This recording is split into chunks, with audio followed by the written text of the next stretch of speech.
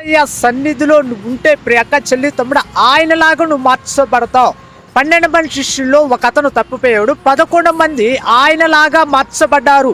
ఆయన శక్తి, ఆయన అభిషేకము, ఆయన యొక్క బలం అనేది 11 మంది శిష్యుల్లోకి దిగొచ్చింది ప్రియక చలితముడు. ఎందుకంటే యేసయ్య సన్నిధిలో ఉన్నారు కాబట్టి.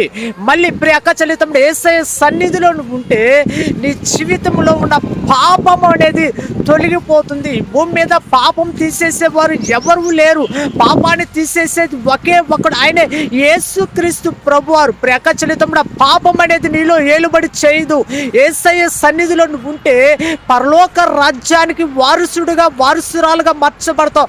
ఎందుకంటే ఆయన చెప్పిన మాట, నేనే మార్గము, నేనే మోక్షాలకు నడిపించే మార్గము, నా ద్వారా తప్ప ఎవరు తండ్రి యొద్దకు రారని ఆయన చెప్పిన మాట ప్రియక చలితముడు యేసయ్య సన్నిధిలో ఉంటే